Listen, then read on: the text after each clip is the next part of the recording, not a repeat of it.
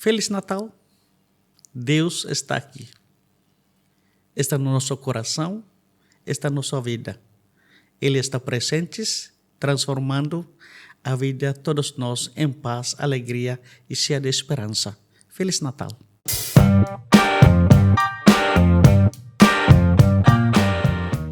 Pater Ferry atau Pater Rafael, selamat datang di Buka Box. Terima kasih. Narasumber yang saat ini hadir di studio Box Cafe adalah seorang misionaris Brazil, kurang lebih 31 tahun di Brasil.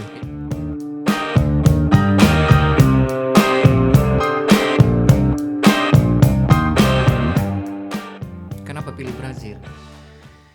Pertama-tama sebenarnya saya tidak pilih Brasil. Pater pilih kemana? Pilih ke negara-negara yang berbahasa Spanyol sebenarnya. Oke. Karena waktu saya praktek sebagai frater, saya sudah mulai belajar bahasa Spanyol waktu itu di Bali. Dengan sasaran tujuan sebagai misionaris waktu itu di mana? Ke Argentina. Argentina. Iya, Argentina. Tapi dua negara ini hebat dengan bola semua, Pater. Syukurlah. Dan saat ini teman-teman, Pater Ferry ini hadir dengan kostum bolanya. Ya, ini tim Flamengo. Tim Flamingo. Flamengo yang barusan menang di Piala Libertadores Amerika. Tapi yang terakhir waktu lawan PSG kalah di penalti. Oke. Aha.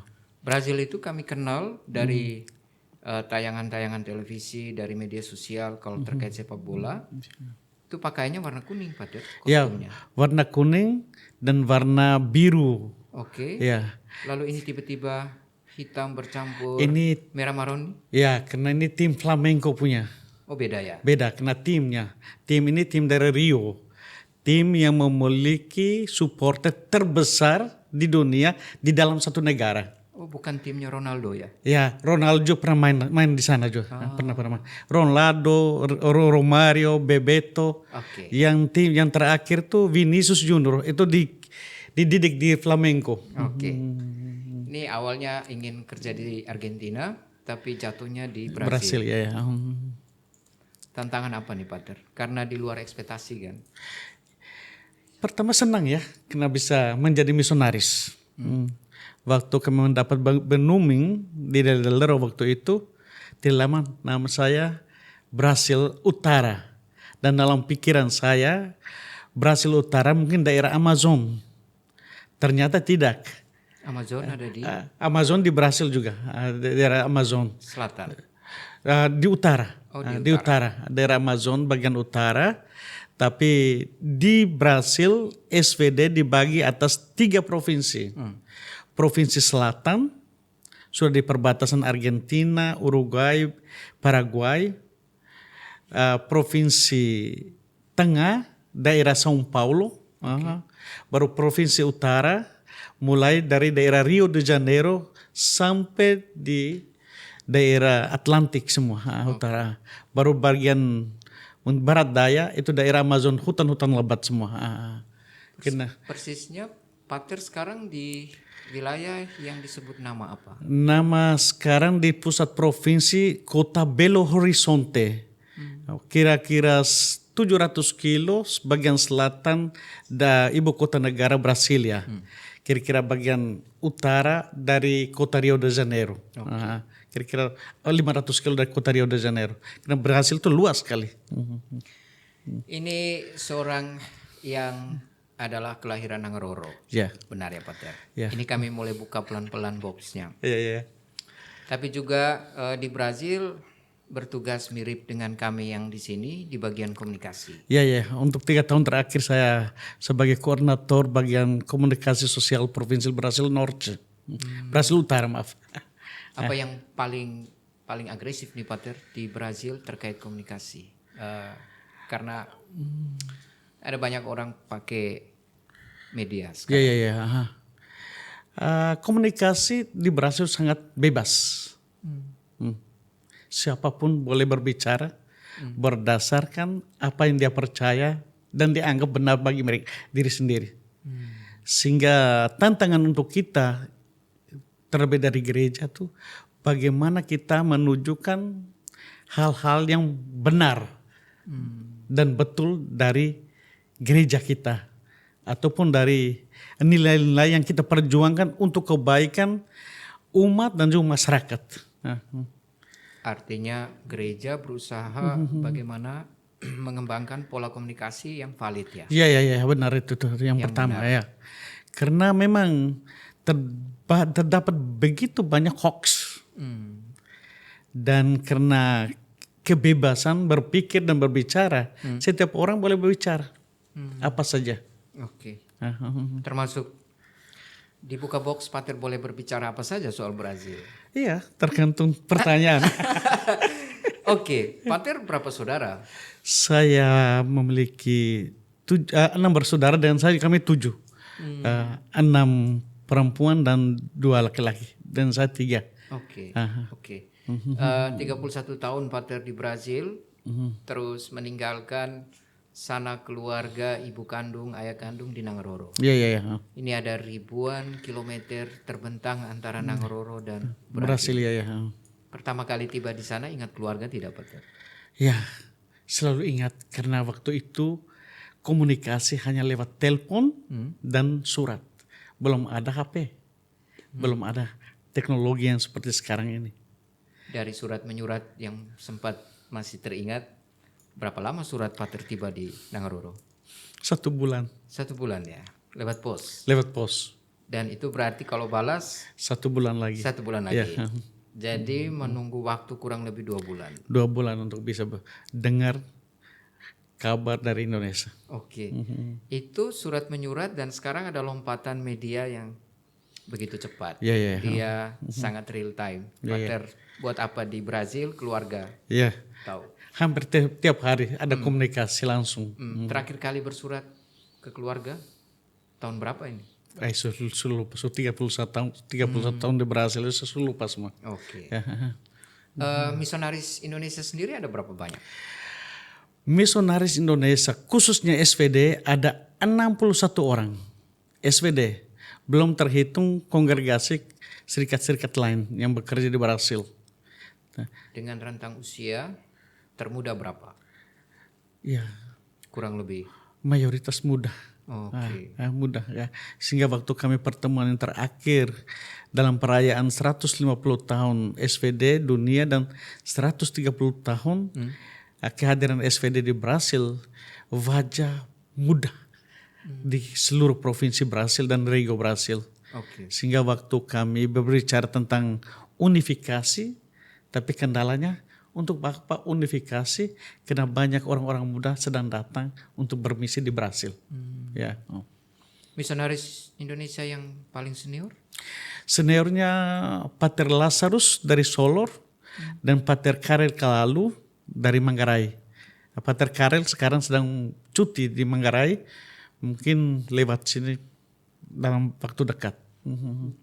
Berapa lama mereka bermisi Brazil? Sudah 35 tahun di Brasil. Berarti Pater generasi Keempat kami. kedua tertua. Ya, keempat kami generasi keempat. Masih ada lagi Pater generasinya Pater Agus Duka, Oke. ya. Generasinya Pater Paulus Tolang. Tidak kenal. Oh, kalau di sini siapa ya? Pater Agus kami kenal karena pernah di Ende. Oh, benar-benar. Provinsial Selatan sekarang Pater Paulus Tolang atau Provinsial Brasil Selatan. Saya sangka kalau Pater Lukas Patmomolin tidak pernah ke Brazil. Pernah. Itu angkatan kedua bersama Agus Duka. Pater Agus Duka dengan Pater Vitus, Pater Felix yang masih ada di Brasil. Dua-duanya. Pater, Brazil itu kan mayoritas Katolik. Iya. Tentu ini peluang. Mudah nih bermisi. Iya. Tergantung di mana kita akan bermisi. Mayoritas orang Brasil tinggal di kota. Tidak mau di kampung. Ya, urbanisasi begitu tinggi ya. Kira-kira mungkin hampir 90% orang tinggalnya di dalam kota. Karena itu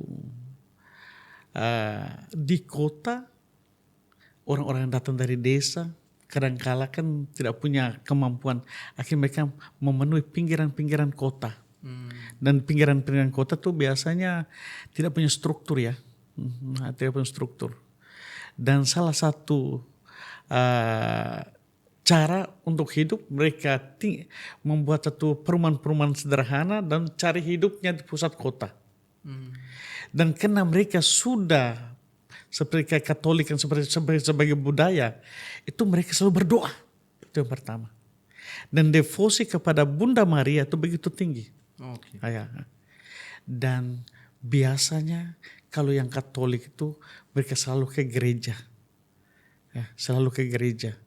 Dan selain ke gereja juga mereka di tahun-tahun terakhir kita lihat itu gelombang untuk mencari kekuatan lewat partisipasi perayaan Ekaristi maupun doa rosario itu begitu tinggi. Seperti salah satu kesaksian yang terakhir seorang miss dari Brasil itu. Itu sebenarnya salah satu gambaran untuk orang-orang muda di Brasil khususnya. Yang dalam setiap wawancara dia selalu berbicara tentang hidup saya, berarti berbicara tentang iman saya pertama akan Ekaristi yang selalu hadir misa setiap hari dan berdoa rosario setiap hari. Kalau berbicara tentang rosario itu bukan hanya 5 peristiwa, seluruh peristiwa pada orang Brasil. Ya, kalau misalnya hanya 5 peristiwa itu sebagian dari rosario. Jadi berapa peristiwa? Praktisnya semua 4 peristiwa semua tuh yang bukan hanya 5 peristiwa yang kita hanya misteri gembira, tapi misteri duka, misteri itu rosario mereka punya. Dalam satu kali doa? Satu kali doa mereka. Wow. Itu berapa jam ini baru habis? Biasanya 1 jam mereka tuh. 1 jam. Dan kita lihat itu kadang-kala kita sebagai pastor misalnya kita jadi malu melihat awam-awam begitu kusut berdoa, menghadiri misa. Dan bukan hanya itu, karena mereka juga mentaati ajaran gereja. Selain mereka baca kitab suci, baca buku-buku rohani, dan juga mereka juga punya aksi sosial. Semakin mereka berpartisipasi di gereja, semakin mereka keluar dari gereja untuk melayani orang lain. Itu satu hal yang begitu kita lihat itu benar-benar gereja bukan hanya di mimbar, tapi juga di luar mimbar, di luar gereja. Karena seringkali terjadi kan, kalau kita lihat Brazil, pertama dia mayoritas kan. Itu kredit pertama, Pater ya. Kedua, dari segi perekonomian dia salah satu dalam 5 besar ekonomi terbesar dunia. Dua hal ini sebenarnya di atas kertas dia menjadi khusus yang pertama misalnya masyarakat sangat sejahtera karena perekonomiannya baik. Itu seringkali dekat sekali dengan bagaimana orang menjadi sangat profan dan lupa gereja. Tapi tidak terjadi di Brazil. Ada juga bagian, tapi itulah tugas gereja untuk meyakinkan mereka yang pernah di gereja tapi tidak hanya pikir barang-barang fana ya. Tapi setelah menemukan bagaimana esensi dari hati mereka tentang hubungan dengan Tuhan, itu orang Brasil itu begitu sampai begitu fanatik dan agama. Begitu. OMK di sana bagaimana, Pater? Iya, OMK di sana begitu aktif, hampir setiap roki ada. Termasuk sampai ke kampung-kampung. Kampung-kampung selalu ada mereka kegiatan mereka. Dan mereka bukan hanya dalam hal liturgi, hal-hal sosial juga mereka begitu aktif. Misalnya berkali-kali saya di paroki ya, hampir 25 tahun saya bekerja di paroki. Kerja di paroki. Orang muda itu jadi tangan kanan kita. Kalau kita menerima mereka. Misalnya mereka tuh suka hal-hal yang begitu menguatkan mereka untuk berpartisipasi ya. Bukan hanya nonton. Mereka bergiat. Misalnya di paroki kita ada kegiatan sosial. Ada orang-orang jalanan. Setelah kita buat adorasi, doa, kita siapkan misalnya malam musim dingin, siapkan coklat panas, roti, baru kita jalan di jalan-jalan untuk bagi untuk mereka. Sebelum memberi roti, kita berdoa bersama mereka. Ah, ah. Luar biasa. Dan juga ya memang karya sosial begitu nyata di dalam gereja tuh. Atau yang misalnya kita bilang, tolong kita mungkin banyak keluarga yang tidak punya sembako. Akhirnya baik kita keluar minta bantuan di toko-toko makanan, kumpul, baru kita buat baru kita bawa sama-sama untuk keluarga yang membutuhkan. Jadi tidak ada kesulitan sama sekali Pak Tari dari segi itu pastoral orang Pastoral itu hanya itu kita di gereja harus meyakinkan bahwa gereja tuh penting untuk hidup mereka. Sehingga kegiatan kita baik secara liturgis harus menarik mereka ke gereja. Kalau tidak ya lebih baik pergi ke pantai. Apa nih Pak Tari secara liturgis menarik Maksudnya, orang muda? kan orang muda tuh liturgisnya sangat dinamis. Bukan hanya ritus belaka. Mereka berpartisipasi, mereka nyanyi, siapkan liturgi. Kadang-kadang misalnya kita di sini misa solenis ya, dengan tari-tarian. Sehingga misalnya gereja di sana itu kita kadang-kadang pernah satu kali Bapak Dubes dari Indonesia ikut misa. Saya sudah sama Bapak Dubes, maaf, misa orang muda sini itu pasti dengan band. Dan mereka tuh kalau nyanyi yang benar macam di pertunjukan. Terus yang terakhir Bapak Dubes bilang, Romo misanya ribut banget ya sini. Ya biasa. Tapi itu cara mereka mengekspresi kan. Karena mereka juga orang Brazil kan suka musik. Sangat suka musik. Ada satu lagu yang Pater paling menjadi favorit selama 31 tahun di Brazil.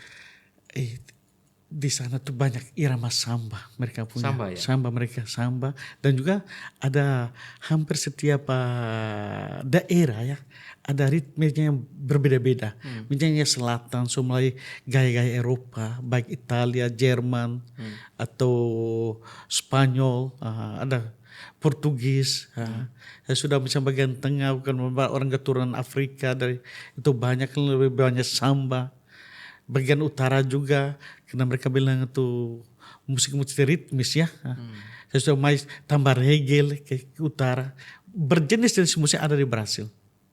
Dan mereka selalu ekspresi hidup mereka lewat musik. Selain bola kaki, musik. Itu tuh orang-orang Brasil semua di sana. Mereka suka.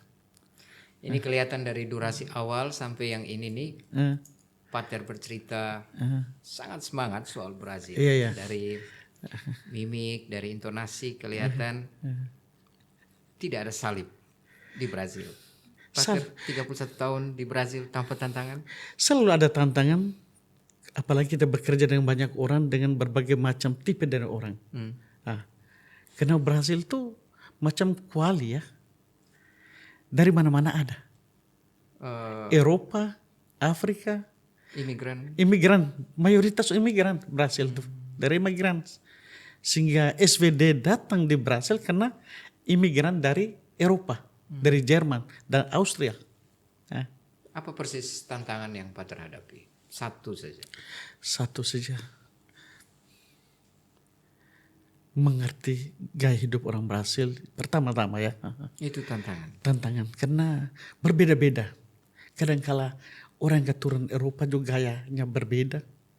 Orang keturunan Afrika juga berbeda. Orang yang sudah campur juga berbeda. Misalnya di paroki, kadang-kala itu kita lebih banyak merenung pertama sebelum menjawab apa yang mereka inginkan. Dan orang Brasil itu sangat spontan. Misalnya marah-marah. Bukan marah, misalnya mereka ingin cari kejelasan ya.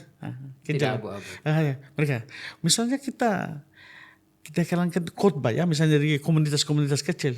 Pater, saya baca di buku ini tapi lain dari Pater omong.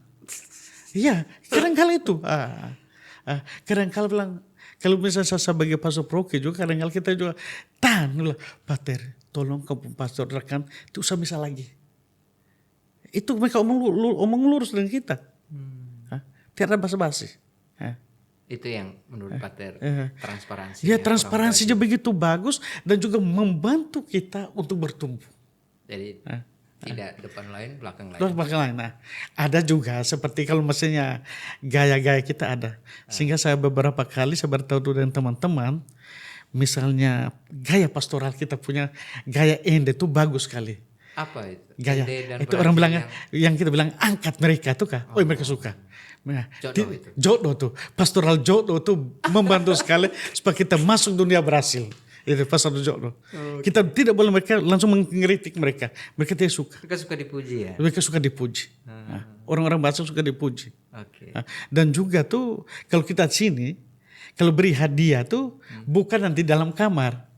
Kita harus buka di depan mereka. Nah, baru kita bilang buka, nanti, wih bagus sekali.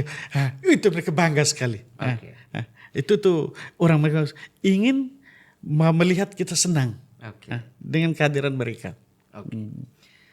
Pater itu ada banyak box Pater buka, tapi ya saya yakin teman-teman yang suka untuk mendengar soal pengalaman misionaris pasti senang karena Pater membuka banyak hal terkait Brazil. Iya.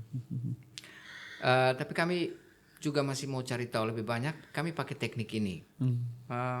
Kami pikir Pater perlu jujur, jawab spontan dan jangan atau-atau. Ya. Oke. Posisi Pater sekarang. Dengan itu boxnya Pater tuh menjadi terang benderang soal Brazil. Silakan. Kalau sekarang ditanyakan antara dua, Pater harus pilih satu. Ya. Argentina atau Brazil? Brasil. Tetap bekerja di komisi atau paroki? Tergantung kebutuhan, karena dua-duanya menjadi bagian dari hidup saya. Kalau harus memilih. Memilih, sebenarnya harus milih di paroki. Paroki ya? Karena di paroki juga kita berkomunikasi secara real juga. Oke. Kami tahan itu, nanti kami gali di situ. Ya. Kalau ditanyakan sekarang, pulang atau tetap Brazil? Mungkin tetap di Brasil, tapi kalau ada kesempatan untuk kembali istirahat di Indonesia, saya pulang. Memilih, Pater. Hari tua di Indonesia. Tahu tuh, karena di sana tentang kita di rumah jompo tuh dari kamar, kapela, kamar makan. Jadi akan pulang ya. Tergantung dari keputusan serikat sudah itu. Tapi kalau ada kesempatan pasti pulang. dan kalau seandainya sudah pensiun, Iya ya. Pater berpikir alternatif untuk kembali. Tadi kenapa suka paroki? Karena di paroki itu segala-galanya kita bisa berkarya. Misalnya bukan hanya bagian komunikasi. Komunikasi menjadi salah satu bagian yang sangat penting di setiap kehidupan paroki di Brasil. Hampir semua paroki ada pelayanan pastoral komunikasi. Ya.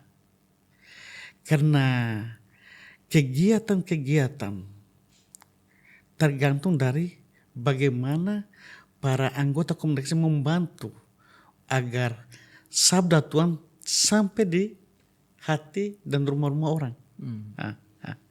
Sehingga misalnya selama 3 tahun salah satu kerja saya memberi pelatihan-pelatihan untuk agen-agen komunikasi di setiap paroki kita.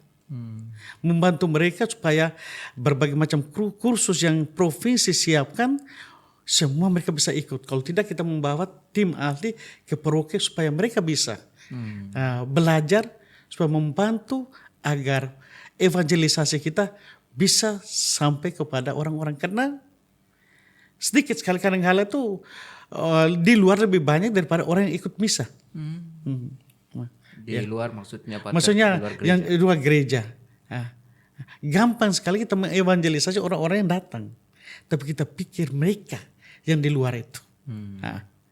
Bisa jadi sedikit yang kita tayangkan bisa jadi merubah hidup mereka.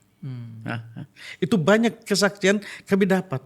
Sehingga misalnya tayangan misa harian, kita bagikan kepada kita minta, oh mana WhatsApp kamu punya keluarga, kita langsung kirim ke mereka. kadang-kadang sesekali misa membantu mereka belum mencari gereja setelah itu. Sehingga kita misalnya khotbah begitu sederhana supaya mereka bisa mengerti.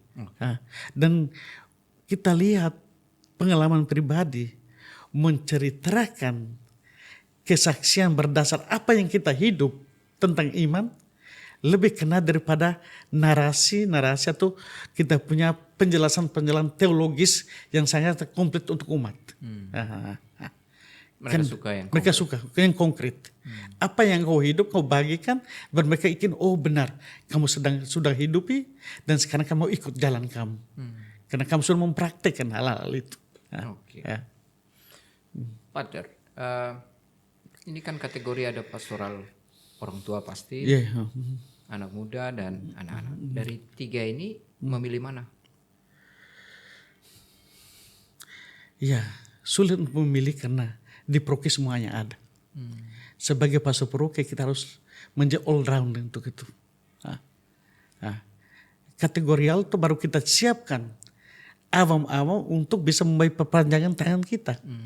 Karena di Brasil itu sangat kaya kegiatan pastoral kategorial di paroki-paroki. Selain anak-anak, orang tua, sesudah itu kegiatan di sana tuh membantu orang-orang pencandu, itu yang biasanya selalu ada di paroki. Narkoba, bukan hanya narkoba, rokok dan minuman. Berarti saya termasuk ini, Pak. Memang di sana tuh jadi hal yang begitu sensitif ya untuk hidup keluarga. Karena misalnya itu kan mengganggu mereka hidup dalam keluarga. Kan di sana tuh bisa bayangkan mereka kan apalagi kerja di kota, mereka selalu hitung. Barang-barang macam itu kan merugikan mereka kalau kerja. Kesehatan. Karena biaya kesehatan begitu mahal. Memang ada dari pemerintah, tapi kita tahu bahwa kualitasnya ya. Sebenarnya apa? Umum ya kita lihat. Karena itu. Sehingga selama di paroki itu keluhan-keluhan pertama itu tentang itu. Apalagi kalau misalnya orang sudah masuk tingkat narkoba itu dalam. Itu keluarga itu begitu parah kehidupan keluarga mereka. Sehingga kita di gereja tuh kadang-kala tuh pesta-pesta kita harus larang tidak ada jual minuman keras. Ya. Berarti mereka cukup hedo ya, Pater? Sangat. Orang Brasil tuh hidupnya hari ini ya.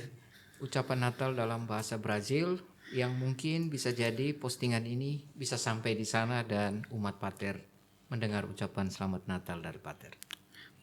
Feliz Natal. Deus está aqui. Está no nosso coração, está na sua vida. Ele está presente, transformando a vida de todos nós em paz, alegria e cheia de esperança. Feliz Natal. Berapa tahun belajar bahasa ini? Ya, kami mendapat kesempatan untuk belajar 3 bulan bersama-sama. Langsung. Setelah lancar. itu kita mulai terjun bersama orang-orang dan didampingi oleh selalu ada guru-guru yang di paroki maupun di tempat kita SVD. Oke. Itu. Alihkan dia ke bahasa Indonesia. Ya, ucapan Selamat Natal. pesta Natal. Tuhan ada di tengah-tengah kita. Ia menghidupi kita, membuat keluarga kita penuh damai, dan kita menjadi tangan kanan Tuhan untuk menyebarkan karya damai itu ke seluruh dunia. Habis. Selamat Natal. Oke. Itu ucapan selamat Natal dari Pater Ferdi, Pater Ferdi ya. Pater Ferdi dalam 2 bahasa, Brazil dan bahasa kita bahasa Indonesia. Pater, ini terakhir. Kalau kami minta 1 kata untuk Brazil. Maravilhoso. Maravilhoso. Brasil. Dalam bahasa Indah Indonesia. sekali. Oke. Ini sebuah kesimpulan selama 31 tahun dari seorang Pater Rafael, nama yang dikenal di Brazil untuk Brazil ya. Indah sekali. Indah sekali karena orang-orang juga bukan hanya situasi geografi tapi orang-orang yang indah. Oke. Karena kita membuka hati, mereka juga terbuka hati dengan kita. Karena orang Brasil tuh orang-orang yang hangat.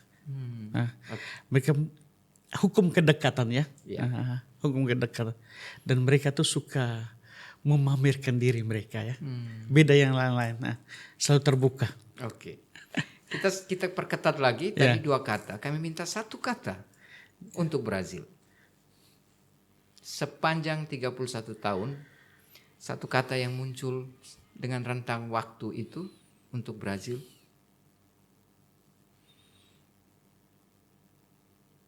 Pas, damai. Damai ya, Pater. Kalau begitu jangan pulang ke Indonesia. Aman sih, di mana-mana. Karena Pensiun harus di Brazil karena indah sekali dan damai itu kebutuhan manusiawi yang di mana-mana orang cari. ya kamu yang SWD datanglah ke Brasil. Brasil membutuhkan banyak misionaris karena selama 3 tahun ini dalam persiapan untuk pesta jubileum saya jalan hampir semua paroki kita di provinsi di lebih dari 10 negara bagian. Banyak uskup meminta SVD untuk bisa membantu mereka. Oke. Karena banyak keuskupan, kadang-kala 1 pastor, 3 paroki. Oke. Oke. Pater Ferry, terima kasih banyak untuk waktunya. Kurang lebih 45 menit kami coba membuka kotak demi kotak dari Pater Rafael, seorang pastor kelahiran Nangaroro yang 31 tahun bertugas di Brazil. Teman-teman, itu tadi obrolan kami dari studio Box Cafe bersama Pater, saya sebut saja Pater Rafael, yang kurang lebih puluhan tahun, 31 tahun menjadi misionaris di Brazil. Itu. Terima kasih. Jadi Pater, terima kasih banyak ya. Ya, sama-sama. Untuk kurang lebih 45 menit membuka misi Brazil di program kami, Buka Box. Terima kasih. Dan teman-teman, itu tadi obrolan saya bersama Pater Rafael. Saya Pater Yohan dan Pater Rafael dari Studio Box Cafe, Komisi Komunikasi SDND mengucapkan terima kasih untuk kebersamaan teman-teman dan sampai jumpa.